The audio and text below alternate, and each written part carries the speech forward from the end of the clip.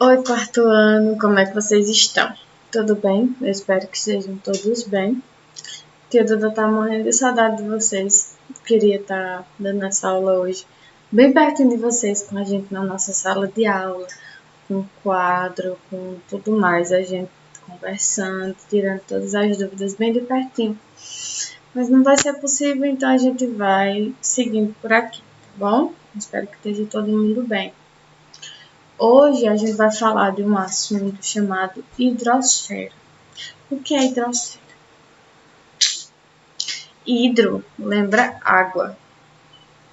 Então, hidrosfera é toda a parte de água que vai existir no nosso planeta. Então, o nosso planeta Terra ele é formado por dois componentes assim, em grande abundância. A nossa superfície, claro. Vai ser por terra, que é dos continentes, como a gente viu na aula passada, e por água, que é a grande porção principal, que são os oceanos. Então, quando a gente vai olhar na proporção, existe muito mais água do que terra no nosso planeta.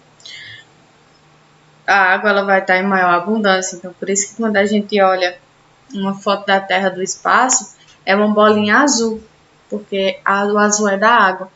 Então, o nosso planeta ele é majoritariamente muito mais água do que terra. Certo que no fundo do mar existe a base continental.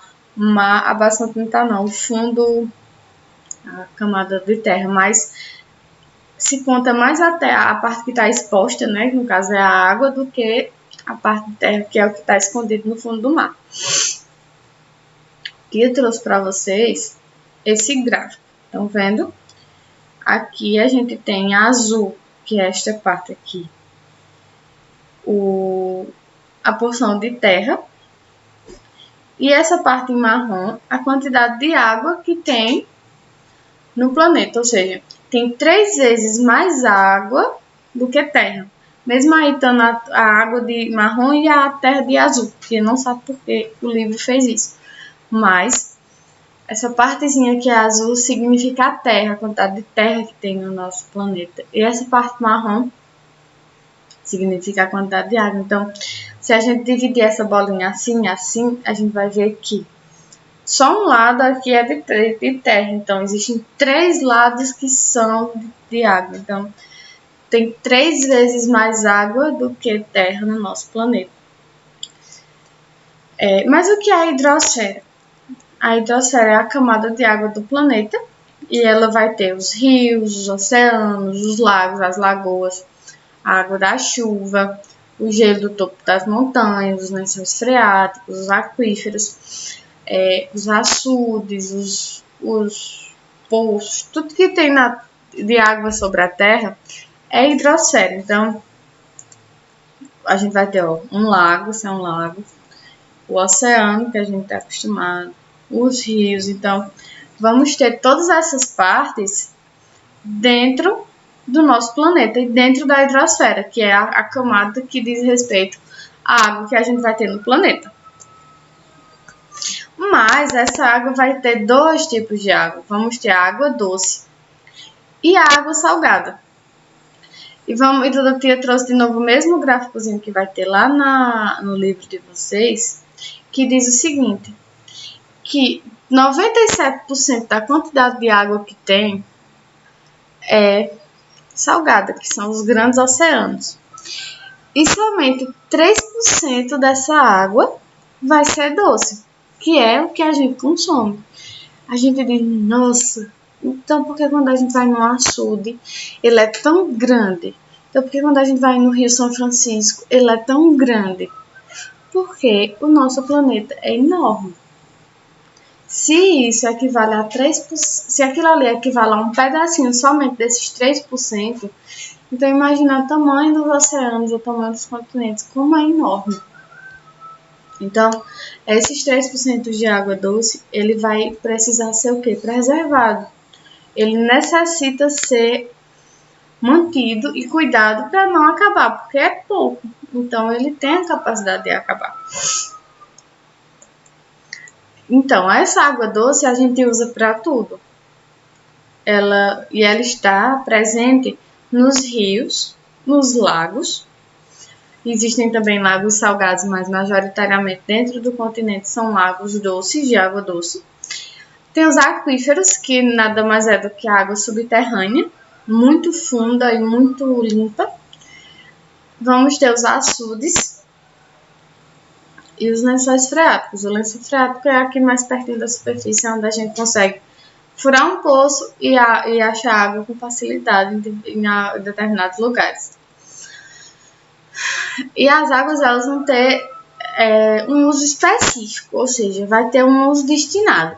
Nós humanos usamos elas para beber, fazer higiene, beber, né? Nós bebemos água doce, precisa ser doce, limpa e potável, senão a gente fica o quê? Doente, dá dor no bucho, a gente fica com dor de barriga, pode ficar bem doente. Para higiene pessoal, né? Tomar banho, lavar a mão, principalmente agora nessa pandemia a gente tem que lavar muito a mão, mas tem que lembrar que enquanto a gente molha a mão para passar o sabonete ou o sabão, precisa desligar a torneira da pia, ficar mexendo, precisa desligar a água da torneira, do chuveiro quando estiver lavando, ensaboando o cabelo ou o corpo na hora do banho. Não pode deixar o chuveirão ligado, derramando água porque está desperdiçando. A gente usa também para lavar roupa, para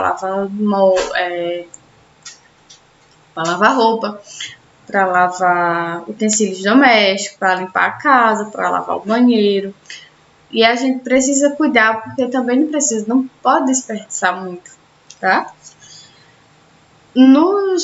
Na indústria, ela é usada para irrigação e plantação, ou seja, nas plantações. Tudo que vamos ter hoje em dia, a grande maioria é irrigada, ou seja, é aguado. Não espera a chuva cair do céu. Eles plantam perto de um rio ou de um lago e tiram essa água para aguar essas plantas. Então, usam muita água também. E nas indústrias elas vão precisar de água em quase todos os processos. Mesmo que, por exemplo, ele fabrique Havaiana, como alpargatas, em algum momento do processo ele vai precisar de água. Então, geralmente as grandes indústrias elas vão estar perto de locais que têm água. Agora a gente vai falar dos rios. A água do rio, ela é juntada, né? Ou ela geralmente tem uma nascente, que ela é subterrânea, que aflora ali aquela água e vai descendo e vai juntando até se formar um rio, geralmente caudaloso se for um rio permanente. E se vocês perceberem, a grande maioria das cidades elas são construídas ou na beira de um açude ou na beira de um rio. Campina é um exemplo. Campina foi surgindo ao redor do açude velho, que era um açude, e do açude novo, que foi aterrado e tal, tudo mais.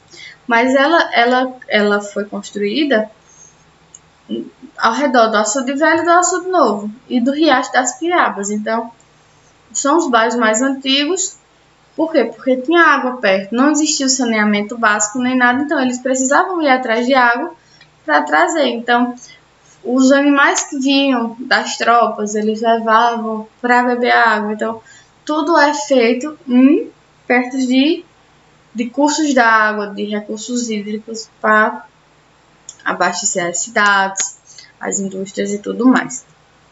Vai existir 4 tipos de rio. Como assim, tia? 4 tipos de rio. Um deles sempre vai estar cheio, outros vão estar secos, uns vão ser mais calmos, outros vão ser mais agitados. Então, os rios de Planalto,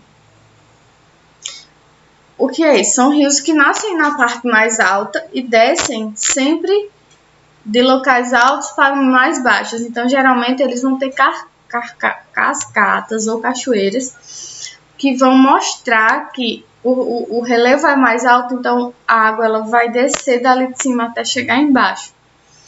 E a grande maioria dos rios que nós temos aqui no Brasil são rios de cascata, são rios de planalto. Então, eles começam na parte mais alta e vão finalizar lá embaixo, como é o caso do Rio Paraíba, que deságua lá em João Pessoa. Ele começa na parte aqui do planalto e vai descendo, descendo até chegar lá. Então, provavelmente em algum lugar vai ter cachoeira e tudo mais. O rio de planície. O que é o rio de planície? O rio de planície é um rio na parte mais plana, mais reta, como é o caso do Amazonas. O rio Amazonas, lá na Amazônia, ele corre bem retinho no chão. Não corre retinho porque ele tem suas curvas, mas ele corre na planície. Então, ele sai da sua nascente, que é um pouquinho mais alta, que precisa ser, mas a grande maioria do seu corpo é na parte mais reta. Ó, se vocês perceberem, que tá aqui com o mouse, o rio de Planalto, ele vem, aí cai, fica bem mais forte. O rio de planície, ele é mais calminho, ele anda aqui, ó, bem suave, e vai indo até o final. Nós vamos ter os rios perenes. O que é um rio perene? Esses 3 rios que Tia mostrou nessas imagens, eles são perenes. Por quê? Porque eles não secam de jeito nenhum. Eles podem ficar um pouquinho mais baixo, o volume de água, quantidade de água. Mas quando dá uma chuva, ele fica cheio de novo e pronto. Essa imagem que Tia trouxe, esse é o Rio São Francisco, que é o rio que a gente tem aqui no Nordeste, muito, muito, muito importante, que hoje é de onde vem a água de Campina Grande, vem do Rio São Francisco, a transposição. E esses rios que são perenes, eles não secam. Mas é muito importante que tenha cuidado na sua nascente, nos seus afluentes. Por quê? Porque se esse rio perder essas partes, ele vai secar. Ele não seca porque sempre vai ter água sendo depositada neles. Então, se não tiver cuidado, eles vão ser degradados, vão ser destruídos até secar. Entendeu? Eles não deveriam secar, mas se o homem ficar destruindo, eles não secam. E existem os rios temporários, que esses secam em determinada época do ano, ou seja, chove, ele enche d'água, dá um enchente ou uma cheia, e depois, poucos dias depois ou poucas horas depois, dependendo do tamanho da enchente, eles baixam o nível e secam. Geralmente, perto desses rios tem muito lençol freático embaixo. Então, os rios temporários, eles passam um tempo cheio e um tempo mais seco. A grande maioria do tempo é seco. Isso acontece muito aqui no sertão, que as chuvas são mais escassas. Então, aquele rio que enche, ele vai em algum momento do ano secar. E às vezes ele nem enche em determinados anos. E agora vai mostrar as partes de um rio. A nascente. A nascente é o lugar onde o rio se origina, ou seja, vai ser uma nascentezinha que provavelmente vai aflorar do chão em uma parte bem alta e esse rio começa a descer. E às vezes é uma tirinha bem fininha. Aí, o leito é o caminho por onde o rio vai correr. Toda a parte que o rio passa ali é o leito do rio. Vai ter também a foz. A foz é o lugar onde o rio vai despejar sua água, que pode ser tanto outro rio como o mar. Os rios grandes, geralmente, eles desaguam no mar. A foz é a parte que o rio deságua, onde o final do rio é dentro do mar. E se o rio for menorzinho, geralmente a foz do rio é outro rio maior, ou um açude, um lago, que vai sendo cheio. As margens é a parte lateral do rio, ou seja, o leito do rio é aqui, que geralmente é a parte mais funda também, e a margem vai ser aqui do lado. E os afluentes, o que é o afluente? O afluente é o que Tia disse, é o rio menor que deságua no rio maior, ou seja, nós temos o rio Amazonas e vai ter um rio menor que vai deságuar lá dentro. Então, esses rios que vêm deságuam dentro de outros rios, não no mar, eles são chamados de afluentes. E que eu trouxe aqui, ó, essa imagem para vocês, ó. Aqui a nascente, tá vendo? Bem fininha aqui no início. Aí ele começa a correr e ganhar força, tá vendo? No meio da paisagem. Essa parte aqui é o leito do rio inteiro. E chega em determinado canto que ele vai ter afluentes, ou seja, eles vêm de um lado, vêm do outro e eles todos desaguam no rio principal. Então, esse rio vai ganhar força e largura. Aqui são as margens. Tudo isso aqui é margem. Isso aqui também são as margens do rio. E aqui é a foz, que é onde eu disse que geralmente deságua no mar.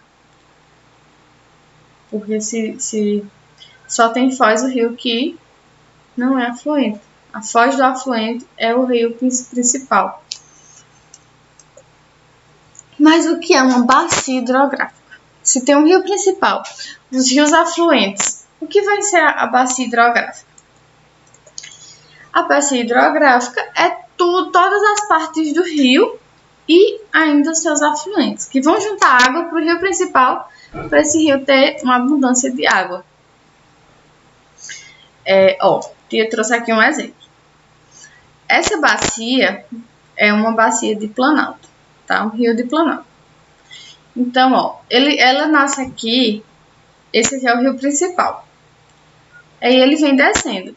Esse aqui é um afluente, esse aqui é outro afluente, que vai despejar no rio maior. Esse aqui é outro afluente, esse aqui também é um, esse aqui pequenininho também, e esse aqui também. Mesmo eles não sendo tão pequenos, esses rios aqui, dessas laterais, esse rio principal ele é maior, porque ele vai receber toda a água desses outros 1, 2, 3, 4, 5, 6, desses outros 7 rios menores que vão formar o rio maior. Então, o rio essa bacia hidrográfica, ela só vai ser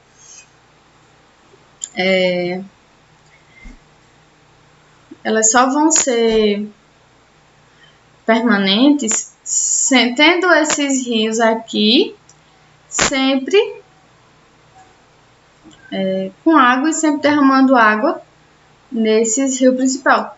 Provavelmente esses rios menores eles sequem, eles sejam temporários, mas quando dá uma cheia eles vão e enchem esse rio principal, tá? Então a bacia hidrográfica vai ser isso, ela é toda a extensão que junto formam o rio principal, que vai desaguar no mar, provavelmente. Eu trouxe aqui esse mapa que fala das bacias hidrográficas do Brasil. Todas que nós temos. Isso é um mapinha do Brasil e esses são as bacias hidrográficas.